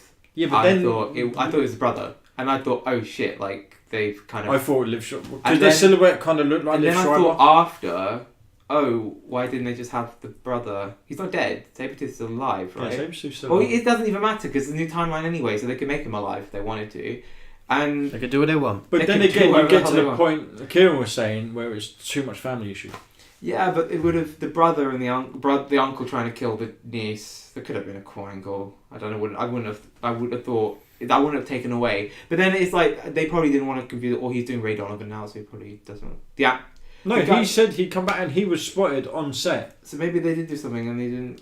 Maybe he was, and they just CGI'd over and made him freaking something else. A lot of them were spotted on set. I It know was CGI Femke face anyway, Jensen. so it wasn't. I can't say her name. Famke Janssen. Famke Janssen. She was spotted on I set. think she should have a deleted scene. They would want to do a scene between her and because there wasn't one at end of she's days dead, properly. Well, we don't know because because in the new timeline, Sophie Turner's Jean Grey, and she'll grow up to be Femke Jensen. I think I said okay. This and the other. Okay, it's not like a negative thing to change, but it's just something to bear. I can't shake. This film was set 2029, but when we get to 2029, which isn't that long away, it's 12 years time, they're just gonna wipe over the film. Like, as in, it doesn't annoy me, but it's like the Terminator films. I shouldn't have put a date on it, you mean? It's not even a date, like, they're or just Blade going... Runner as well, like, yeah. Charles dying means fuck all, because we know he's in this new one that's going to be in July. Yeah, but but it's gonna. All they're just gonna do is Patrick Stewart's obviously not gonna probably play the character anymore. No, it's gonna be James McAvoy again. And they're just gonna make James McAvoy. He's bold now anyway, so they're just gonna play him. He's just gonna be the normal. It's just the time they'll also race over it, it doesn't annoy me, but it just means like there's no. I watch these Arrowverse, so there's no gravity. People come back to life all the time. It's fine. I'm not very sure that, but when you're trying to sell that aspect of the horror of mortality and how finite it is, and you know full fucking well that they could just bring back Logan. It'll be a young CGI version, whatever. They can just do whatever. There's no weight to it. That's what I think. That's maybe the dramatic beats just didn't. It's like, oh, this is nice for this film, but I don't feel Charles Xavier is dead because I know Legion at some point. Quite glassy and glassy. I know I feel the film, but I know he's not dead because he's going to pop up in Legion at some point. And he's going to... Yeah, but if this is the only film you saw, you wouldn't care about all that other stuff. Yeah, but I'm saying... And he's going to be in X-Men Supernova. What did you say? If this is the only film you saw, you didn't watch any other X-Men films. You can watch this by itself. I don't think you'd have the same weight. As its own contained story. I think you need to have seen... I think this film has more of an impact to me because I know Logan's seen everyone he loves die twice. And they've all died. He's seen everyone. How much shit he's gone through because he's the only constant. He's the only thing in all the X-Men universe that's Apocalypse. Yeah, Apocalypse is. Well, he had that one scene where he escapes Weapon X. I'm saying that's maybe not this Logan, but that's this Logan. I think that's a different timeline. Huh? Is that X-23? No, I think that's. You remember the point we were sets making? up X-23 at the end with Essex Corps and the DNA I think sample. this is set after the end scene of Days of Future Past. But they all tie into each other. Yeah, but I don't think. Yeah, I still stand by that. I think Apocalypse onwards is gonna be its own thing because Days of Future Past sets up Apocalypse. But you know, Apocalypse didn't happen in the same timeline as the end of Days of Future Past. Yes, it does. No. Yes, it does. Because that's why they look different. They're not gonna. They don't look different. There's only 5 years difference between what Jean Grey's gonna look like in the new X-Men movie and what she looks like. This is in the 80s and the first X-Men movie was 1994. And the first X-Men. Apocalypse was set in the 80s. No, but the new X-Men Supernova with all the same cast coming back is only set a few years before X-Men 1 is meant to be set. No, it's not. Yeah. Whatever. It's the same. They're not gonna have. So Famke Janssen's Jean Grey is no longer gonna be it. They're just gonna use Sophie Turner. Right, yeah. No. Yeah. Anyway, Famke Janssen now is fitter than Sophie Turner always, in her entire life. So this is all the spin-offs, right? We're on. It's not even gay. Sophie Turner's like, no. If she wasn't in your Dragons and Thrones, you wouldn't even think twice about her. Dragons and Thrones. Anyway, can I just say one thing again? I know this is too late and probably won't make it in there because I missed out on this. But we just a shout out to Patrick Stewart again. Like in the previous X-Men films, I found him a bit. Was it a wooden? But he's a theatre actor. He was limited. To you have beef with theatre actors, man. Hugh Jackman, Patrick Stewart. I don't have beef with Hugh Jackman. Fucking Hugh Jackman. You love that, but they're happy because they're used to that type of Shakespearean performance. But I thought he was brilliant in this. I thought it was the best one he's done. I said this in my points. Exactly. You're right. No, I think he was really good. Brilliant. He played like an old man, like losing. You know, he was. I like the comedic bits he brought as well to exactly. It. It was like when Logan's handing him about taking these pills, he's like a kid when he's like Exactly, yeah. I think it was the pills really are ibuprofen. I didn't get the joke, but I didn't get it. No, is it ibuprofen's an intense drug for him? No, it's meant to be like a placebo. Like it's the injections are what is keeping everything stable, but it's the fact that he's giving him ibuprofen is making him think that. Oh yeah, you can't say the word. I forgot. Yeah. Bastard. Sorry, I didn't even say it on a fucking podcast as well. Ibuprofen. And it's acting like a placebo to keep him in check until he gets the next injection. I see. Now it makes sense. Now, actually, you know what? That makes sense. Yeah, I'll give it to you. I didn't understand what the fuck that was. I was Well like, done. what? Okay, so you've done spin-offs, so... We haven't We haven't done spin-offs. You just did spin-offs for ages. You've been talking 20 minutes about Sophie Turner and... No, That's another main X-Men timeline. That's Know your timelines. timelines, Kieran. I don't really care about any of these timelines or anything. I'm just... But doing you it just for the went to film. see one of the spin-offs. I like this film, but I don't like the other ones. Do you know what? I like I'm gonna X-Men say- 2 Did you as like well. Deadpool? I like Deadpool. So you like these spin-offs. So why are you Deadpool complaining? is a spin-off of the X-Men franchise. You realise these are the spin-offs. Oh, okay, yeah. I don't like the main timeline stuff. Yeah, but Apart there from is no main X-Men timeline 1 anymore. and 2, the original ones. X-Men, no. So how would you rate in order of favourites Oh, I don't. This Your- one's up there, your but I can. X-Men films? Well, this one, I don't include Deadpool because Deadpool's not really, you know, It's an X-Men film. I don't. Yeah, but it doesn't feel About like mutants, it doesn't the feel like same. an X-Men film. Isn't it? no. But Okay, it's okay, you the can take X- Deadpool to the side. Yeah. Okay, so Rate your top 5. No. X-Men I'm film. not. You can't do that. It's like going, oh, Rogue One's not a Star Wars film. Of course it fucking is. yeah, but that's got It's more just to do with Star Star Wars, Wars. isn't It directly affects the timeline. But Deadpool just you didn't realise it is to It do. breaks the with, fourth wall. Even he admits that he's in a film. yeah, you know. but that's just Deadpool's power, isn't it? Your But- favourite X-Men film? So Logan is number 1, and then I think X-Men 2, and then X-Men 1. That's it. They're the only ones I like. You like Days of Future Past? I watched it last week on Channel 4, whatever it was on, and no, I don't like it anymore. Oh, I don't. The First Stand was alright. I honestly, in a year's time, you could say the same. for First Logan when Stand, what do you Deadpool mean, 2 First comes out. Class? First Class, sorry. First Class was pretty good, but yeah, no, sorry. I'm don't like not any of even that going ones. to put this in a thing because I don't like. I'll be honest, I just don't like it when people put a film and then it changes in a year's time. But I would say this is up there. As in, I enjoyed it. When I watch it again, it'll be fine. Yeah, better than the other 2 X-Men. Wolverine films. Origins is fine. No, But, it's not. That's um, just a cameo movie, and they ruined the best character they had in it. But then Deadpool's a spin-off of Origins, which is a spin-off of X-Men. So Yeah, but they got Deadpool. I know right they in think. Yeah, Deadpool no, I than know they did in sorted it out, Origins. but it's just like I just think. And I like the fact that they reference that in Deadpool. I prefer this to all of the prequels. I I think X-Men 2 is probably my favourite. This is Why after is it X-Men everyone 1. loves and- X-Men 2. just because it had all the shit taken out. It literally didn't waste time doing the setup. You already knew. Do you know the what universe. the fucking title for that film was? X2 X-Men United? Yeah. I know. It it's sounds just like a fucking game. football team. Football team, yeah. It's just, I remember it's just so dumb. And there was a promo, like UK promo with football. It was like 5-a-side, blah blah blah. I just remember it was so terrible. What's this? What are you talking about? X-Men 2. The official release title for X-Men 2 was X2 X-Men United. And they played on the fact that it sounded like a football team with Oh, their okay. TV adverts. Were you saying you don't like that film? No, No, I said he's it's saying my he likes it. favourite. I was just They saying, were- why that's does fine. everyone seem to like it so much? Last I think Stand. it's the got only the most, thing I it's got can the s- most substance, I think. No, the only Nah, thing I- I remember about that film is, and it's one scene that played in every trailer, and that's when Wolverine's drinking, I think it's Coke or milk or something, and he brings out the claws, and you see it's a cat, and the cat starts licking the claws.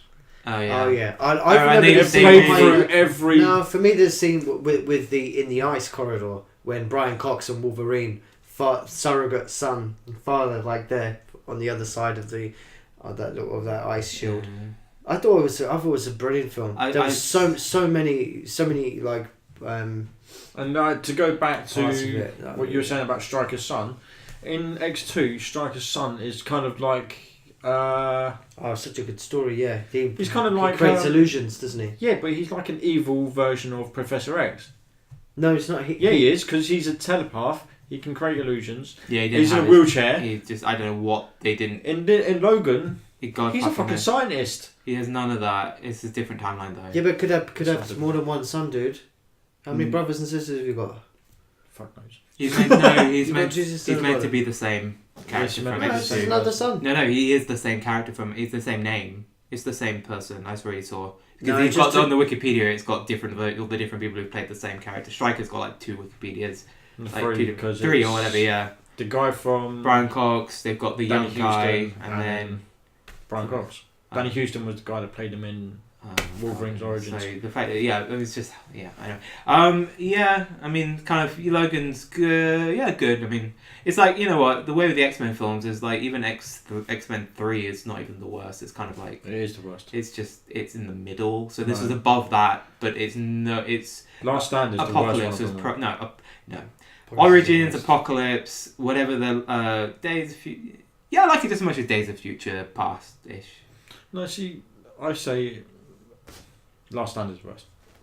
But here's the thing, like I think when Last is worse than Last Stand. here's okay. So this is where it kind of, I think X-Men's a bit of an interesting one. I think if people watch them now, so what people loved about X2 at the time was that big opening scene where Nightcrawler or whatever. Yeah, it had an awesome opening scene. Yeah, I'll give you that. But then he does nothing for the whole film. I even said the point. He attacked the president. It was at the time. It was like, oh, everyone hated Bush. You gotta remember, yeah, and like all this stuff. Now you watch it, it's like, it's just a scene in a thing. I think it doesn't. It was very much of the time, and I just remember all the hype and all that about it. And they made such a big thing like this is X-Men, and it was the first big mutant thing. And I just remember I remember them. It was, if that came out now, people would be a bit lost on it. That's why Apocalypse. I don't think Apocalypse itself is a bad film. It's just the same shit. And I think it's now we've gone a bit beyond the simplistic kind of thing. I think it needs to be a bit more to it than, I'm a big villain and I'm going to bring people brotherhood and all that same shit. It's just the same tropes over and over again. And it's just like... But this is why this is kind of good, because the big bad is actually... I watched the Last Stand on TV the other day, and I didn't see the whole thing. I watched it, and now, like... You understand that's the worst one? No, this is the thing. I think if that came out now, there would be people like, oh, it's so politically, like, it really parallels with Black Lives Matter and women's rights for abortion. People will literally pull shit like that out of the film. Bro. No, it's not. X-Men 2 is nothing. X-Men 2, there's a scene where Nightcrawler turns around to Mystique and says, I heard you can look like anybody. And she says yes, and then she says, so why do you look like? Yeah, but that's just one scene. Because that's who I am. Yeah, but the whole film. Yeah, but the whole film. Resident. Yeah, but it doesn't. The whole film, the protest, the bomb attack that happens at the center, it's actually more relatable. It's more relatable the shit that's happened since 2006. Are you gonna start laying down SmackDown everyone? No, it's not that. But I'm saying, I think that if that came out now, they'd obviously retune it. They couldn't make it as they'd have to change it. But yeah, I think it would actually, the story, not necessarily the execution, people would be like, look, yeah, the ideas behind it. Obviously, when you have 2 weeks to pre-produce a film, it's going to be terrible. That's not all. And Brett Ratner doesn't make films anymore. He produces them. Brett Ratner isn't making films. He produces them. He doesn't. No, he's directing. Well, God, what's he doing? I don't know. So what spin-offs are they going to do then? Let's go into spin-offs. Well, we know what they're doing. So they're filming Deadpool 2 soonish. X-Force will come after Deadpool 2. It's about Deadpool and his team of. It's going to be Deadpool and Cable leading the team. Yeah. Oh, they're little kids. Gambit. No. I think you might actually get a version of X-23 in X-Force. You won't get the same girl. They won't. It won't be Daphne King. They want to make money. They'll get someone in their 20s attractive that they can throw into a lot of skin tight leather and make horny teenagers happy. Gambit's coming with Channing Tatum can be bothered. It's not that Channing Tatum can't be bothered. It's lost 2 directors now in Paul Greengrass and Doug Liman. He has a say in who the director is, right? No, I think he does. No, he does. Otherwise, he'll leave. So I remember reading Deadline that's like he no, Paul Greengrass, Doug Liman left because production was taking too long and he had another movie to go and shoot.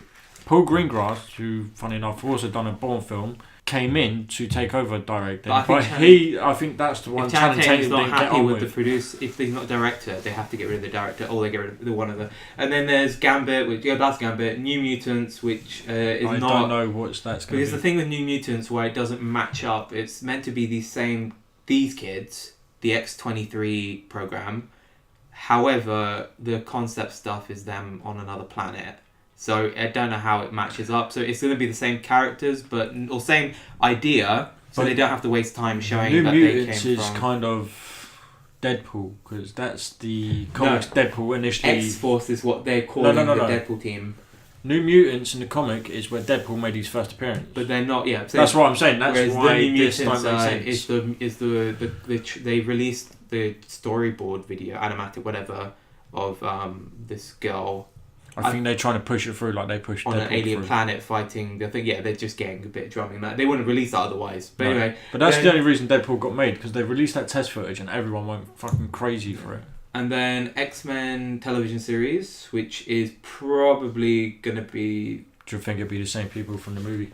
It's same universe as movie. No, but do you mean like they'll have Sophie Turner as Jean Grey? They'll have Ty Sheridan as. They'll have Patrick. I think they'll have Patrick Cyclops. Stewart. I don't think they'll have. No, because Patrick Stewart said Logan was his last. Fuck. What was Patrick Stewart up to these days? They'll give him a million. Doing a theatre play with Ian McKellen. They'll renovate one of his theatres and they'll say, look, just come do one scene. If he can end up in, I think he'll end up in Legion. I don't think he will. He said flat out, as Hugh Jackman said. Do you think Hugh Jackman's is his last film? Well, Hugh Jackman said he will only come back if they integrate the X-Men into the Avengers. That's the only time he'll come back, because he said he'd like to see an interaction between Captain America and Wolverine like they have in the comics. When did he say that? Yeah, he said it in an interview last summer, just before production started or something. And then there's X-Men. That would be X-Men. interesting, because they were two characters that clashed. And they're kind of from the same program. Like Weapon X was the 10th recreation of the Super Soldier Serum. Yeah. Then there's X-Men Supernova, which is going to shoot this year, and that's the sequel to Apocalypse, set in the 90s. And then there's a separate universe show, Legion, which is doing alright at the moment, ratings-wise. But I was the lead guy from Legion. I've seen him somewhere. Is he the guy from The Guest and Downton Abbey? He's from Downton Abbey, I think. He's X-Men versus Downton Abbey. That'd be an awesome movie. That'd be really good, yeah. Maggie Smith coming in a little pedal car or something, just fucking taking them all out with a walking stick. Exactly, yeah. I think Legion... What's his name? Does fencing. I don't know. That's as much as I know about Downton Abbey. Legion. I think Legion was meant to.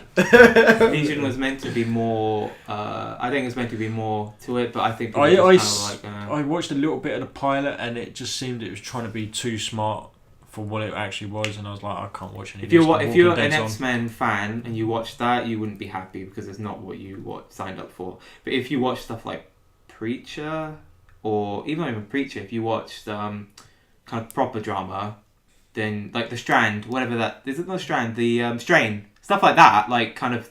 They already did for Generation X, didn't they? Because Legion's way like it's a drama first, then it's about mutants. So it's kind of like you need to be. It's just got a different. Not what I expected. And then obviously the dogs, whatever it is, the biker gang X-Men thing, which probably will never get made, but it was meant to, which is the other spin-off. That's probably what they were saving Liv Schreiber for. Yeah. But yeah, it's kind of those. Sabretooth's got kind of a biker look to him. If you love X-Men, then there's a lot of shit for you. If you think there is a bit meh, there is a lot of X-Men shit coming out. I mean, I'm excited about Deadpool, X-Force. I think before I heard it was called Supernova, I was. It's not going to be called Supernova. Oh, that's fine. Then I'm kind of looking forward to that then. But the rest of it, Gambit would be cool, but I don't think they should do him a solo movie first. Maybe put him into X-Force. No cameo in Deadpool. Really, just should have called the bad guy in this one Gambit. No, because Gambit's not a villain. Gambit's not a bad guy. He's fucking nothing like this one. Have you the never guy seen who spoke like Gambit? Yeah, but just because you're from the South doesn't mean you're the Louisianan. That's where the Cajun accent comes from. Louisiana, New Orleans. Just because you sound like that, or you two sound similar, should I call French you the Creole? same? Doesn't he speak? Because we're from the same part of London. That's why we exactly sound saying. So similar. it's like just because Gambit's from around there doesn't mean it's gonna be Gambit. What type of vocalist? I remember I used to vocalist. But brand point of view is naturally the next focal point. So if X-Men up until now has been all around Wolverine or he's been incorporated, Gambit is the second lead. Well, this is kind of an interesting point you made, because I was having a discussion with my mate Dan from training, and he made the point. We were talking about recasting. I just think I don't know. If you were going to recast it, who would you do? And it's like, they shouldn't recast it. They should get another character and make him the focal point, like It's Gambit. like Hugh Jackman was the focal point from Things. So yeah, you've got an actor in Channing Tatum who brings in box office, and you've got a character that's got He's quite not a rugged big... enough though, is he? Because Yeah. Gambit is like a... Gambit's it's- not it's rugged, a he's a vagrant. ladies' man. He's a vagrant. He's a No, charmer. he's not. I swear He's it's a a proper vagrant. ladies' man. He's a charmer with the So you've cards. As I was saying, Con man. Yeah, he's a con man, but he's still a bit vagrant. He has No, those he's like not. glove tips off and all that. so what? I've got them. I tell you, But anyway. exactly, vagrant. There we go. You've got an actor who I brings never in box liked- office. I never You've got liked a Gambit. character that's got It's just another a rogue. huge following. Wolverine. So yeah, there's your character to build the X-Men universe. Or around they in the future. could, done and made Cyclops better. But they fucked that If up. you wanted to proper. make Cyclops better, you've got to get in an actor a lot as good, like Arnie Hammer, to play Pay a Scott bit Summers. more. Yeah, someone who can actually carry it. They've got kind of, no offense to them, but they're very B grade. Yeah, I mean, I I don't know know. they've tried to make him like they did But they made young him such teenage a things now by villain. bringing in like Ty Sheridan. They made him unlikable, and I Yeah. don't. It's kind of. Well, they I- made him yeah. unlikable He was from the what, though? start in thing with Matthew. Was it Matthew Marsden or Yeah, James Marsden. James Marsden? They made him unlikable Yeah, I'm from the saying start. they He made was him a a douche twat, from but the start. He In the shouldn't very be first like they episode. could make him. Actually, He's meant to be like the inspiring leader, and he weren't that. He's not. And even they had the chance to fix it, And they but have. they didn't. His brother's death should have had more. No one cared, and it was just. They cared, but like it was just. I think you might complete find non- more of that in from the next movie. Oh, the fact they're bringing him back is I think just make Storm central. She was more interesting. She was my favourite X-Man. no. Storm. Wolverine was my favourite X-Man. Even water. I don't know what's going on. I can't actually fucking talk now. Okay, Mac has lost his... I think I'm back. Okay. Recasting possibilities then. What's that? Oh, just what Recasting You have to talk about possibilities that. is Sounds something- boring. No, it's something I see on the internet, and I just wanted to get your opinions on. Then possibly recasting the role. Your opinions on the top two choices of who's to take over as Logan. So the first choice that they had was they were gonna bring him back as a young 20-something guy, and their top choice for that was Kit Harington, Jon Snow from Game of Thrones.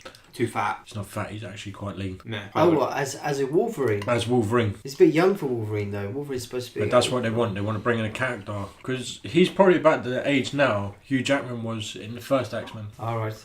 So they want to bring in a character now that they can actor now who can have the same longevity Hugh Jackman had in a role. Oh, I see. Okay. So he's about 30ish now. Hugh Jackman was maybe 30, 32 when he took up the role.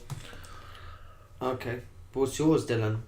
Oh, Jay. I don't. No, think, this is an actual people that I can't remember what site it might be in comicbookmovies.com Ah. who they had two Okay. actors. This is the first actor that they picked up, so I wanted to get This is the yours. second one. Well, what do you think of? I mean, Kit Harington. Everyone loves him in Game of Thrones. I've seen him in other things. He was Before in- Game of Thrones, I thought he was terrible.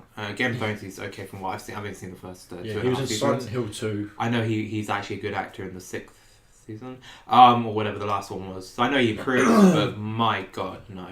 Personally, I don't I like think Spooks, he's and got... he fucking ruined that film single-handedly. One guy to derail a film, you need to have skills, and he managed it. I'd like to see John Goodman as the new Wolverine. And Instead of like the claws, he's got forks. Yeah, I just think just go left field. Just But like no, personally, he I rocked don't in think he's got the Tenant height Bloomfield or Lane. the charisma to Presence. pull off the role. Kit Harington would walk down the street, Kit and I Harington. wouldn't even realise.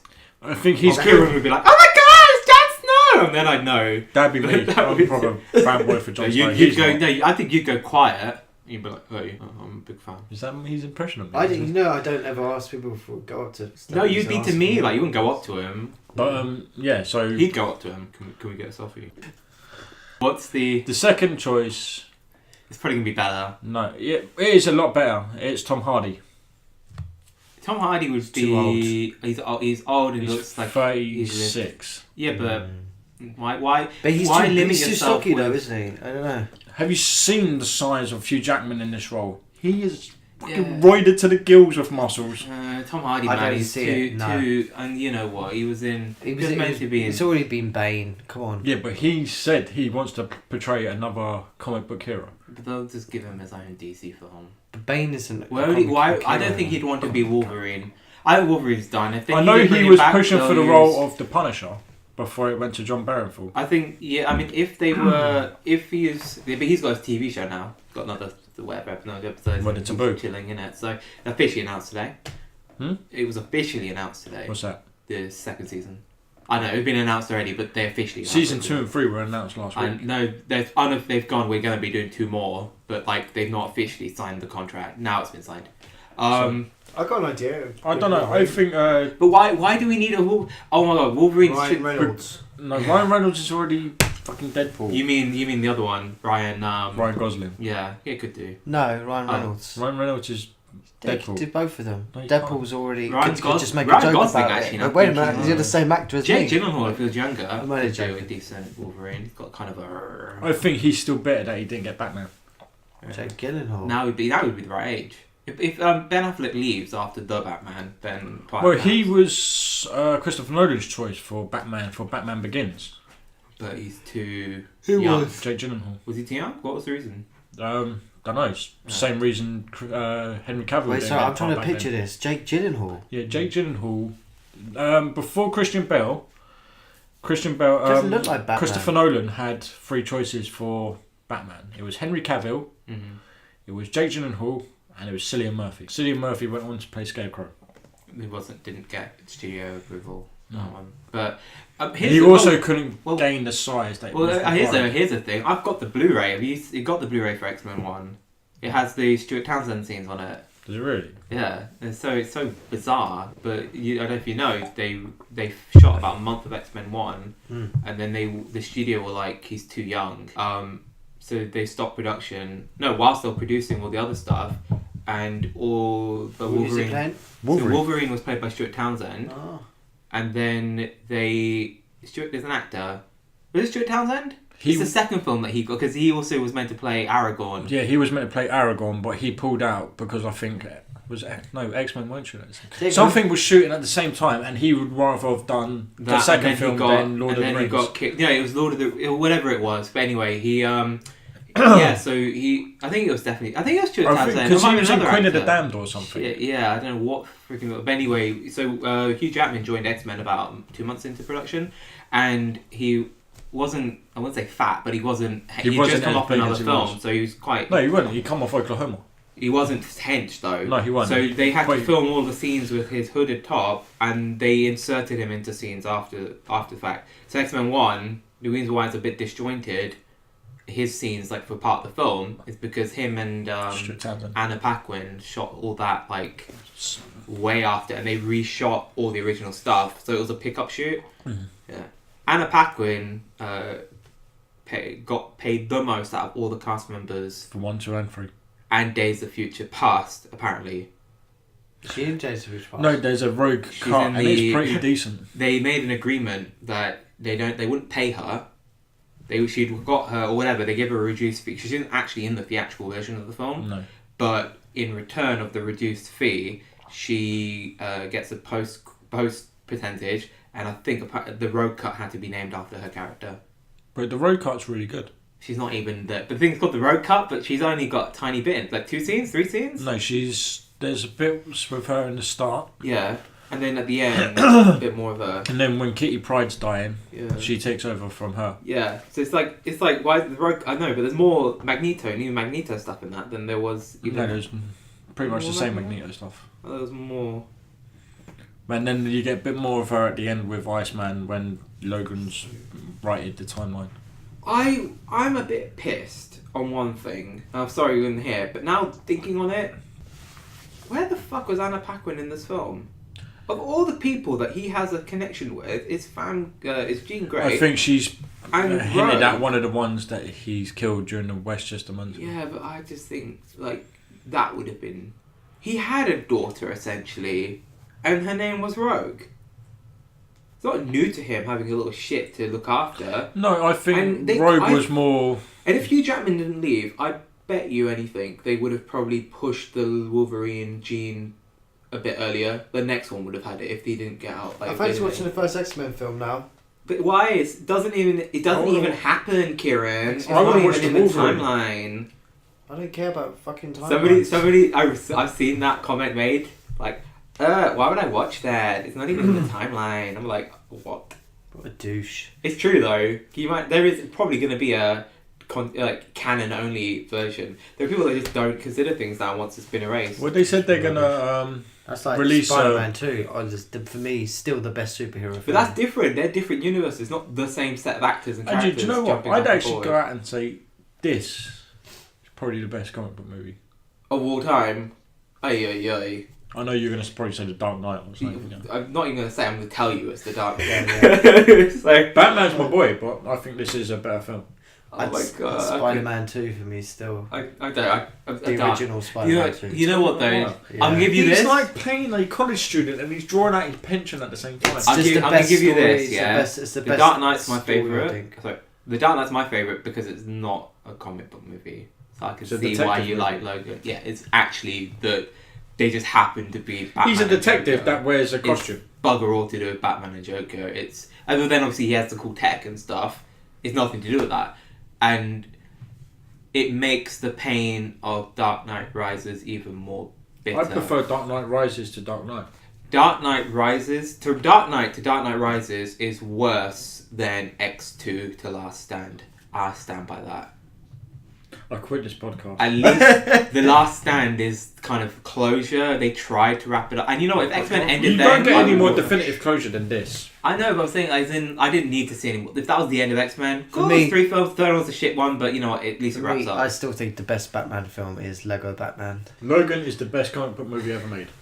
And that's, I don't agree with. But I do think it's... I don't know, it's kind of a tough call because I love Deadpool so much. I'd say it's one of the better ones. Yeah. I'm not going to say it's one of the best because I hate being definitive. Yes, you do. I've learned from You Star love Wars. being definitive. What are you talking about? When I literally By the way, guys, to say I have to defend The Force Awakens. You know how disgusting that makes me feel? I literally want to I slip love my The Force wrist. It Awakens. makes me... The fact I'm defending a J.J. Abrams film, some people do too much now. Do you defend it still? I'm literally sweating on Reddit. I'm probably one of the few people who really sits there and goes, you know what? It was a good film. Stop talking shit on it. And if you went back, we did this podcast back in 2015. I was like, it's not that good. No, we didn't have I'm saying if we did this podcast back then, yeah. Yeah, you were trolling me for... I tell you, And my opinion's not changed. It's just everyone else's. I watched the film this weekend What, Force Awakens? with my dad because he's never seen The Force Awakens, and I didn't really enjoy it. You didn't really, or your dad didn't? Both of us. I loved it. Why is Even- everyone's opinions He like on the liked it. same thing? Well, he I said it still was loved it. alright. I watched it on my birthday. He said it was alright. With It my was quite funny pancakes. a bit in that, but he said it was meh. He said it was meh, and I just didn't enjoy it on the Do third you know who watching. ruined that film for me a little bit? Me. Neil deGrasse Tyson, because he said BB-8 wouldn't roll across the sand, he'd sink and get stuck. Okay. You mean in real life or the toy? The If thing it that was they... a real... Oh. If Star Wars was real and BB-8 was rolling around, he wouldn't be able to roll around on the surface of... Of sands, yeah, because of the pressure in It'd it. So sink. ball, yeah. And it's coarse and gets everywhere. So BB would be like... Thanks, You're making NGT, you've ruined my film. We've completely gone off topic. Well, okay, you know what? We're here. Might as well. I'll tell you. This is the contention that we had on here. So these were this is what I got sent, and I was like, okay, fine. oh, hang on, you had your... That's what this friend's is. review. So this is what I got sent, and I was like, I didn't make sense of it. But now I'm seeing it. I understand now what the point was. All right, here. So what did my cousin like? So he liked the relationship between Wolverine and Professor X. Yeah. He said Prof X was funny as old dying wise man. Road movie feel. X-23 is cool, and he liked X-24. What? He was 11, what do you think? Anyway, he didn't like... Fucking 11-year-old. He said the deaths weren't done right. Professor X deserved better ending, not have killed X-Men. No. He agreed with you. He didn't like that it was not the same setting as the comic. I think he means Old Man Logan. And he said the Kid Mutants were silly. That's what There was too many of the And a little kid bit- and a younger element. kid. He was just Heroes like, in no, there. I think, and that's why he said, like... I agree with that last point. There was too many superpower kids at the end. They didn't do what you thought they would do anyway with the Yeah, powers. but they don't know They what to didn't do. even None kill of the kids. guy. They wrapped him up and I don't fucking think you should bramble have had Yeah, leaves. because they're kids. But Come I on, don't man. think you should have had the kids. at the You end. saw some of them killing though, and they just wrapped him up. He's not dead. If they want a sequel, they'll have him come back. No, he's dead. I'm He sorry, would have yeah. suffocated under all that shit. Why didn't they just blast him with all the trees twigs and stuff. Like they'd already He did get blasted with. My church is the only time people got killed was when the kids were panicking and were out of control of their powers. They were like, no, they weren't. They were physically controlling their powers to. Yeah, you saw.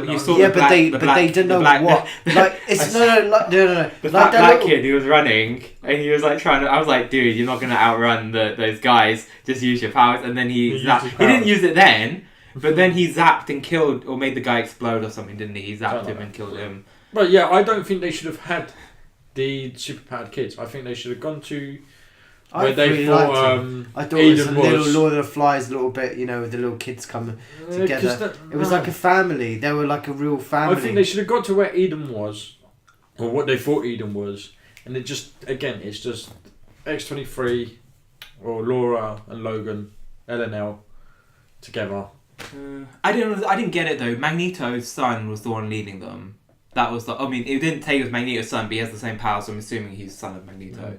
That was what they were, but he was the one leading them. But I didn't understand why he was so much older than everyone else. Because they should all be the same age. No, because they're different stages through the project. Yeah. I thought X-23 was just the 23rd iteration of the X project. Yeah, I thought they were all done at the same time. The project is called X-23, like Logan or Wolverine's project was Weapon X, Weapon 10. So this is the Weapon 23 program. It's the 23rd version of the 10th program. Mm. Okay. But yeah, so they're all at different stages of adolescence. But I wouldn't have had all the different kids. Okay, so they're hiding out in Mexico. Not New Mexico, but in Mexico, yeah?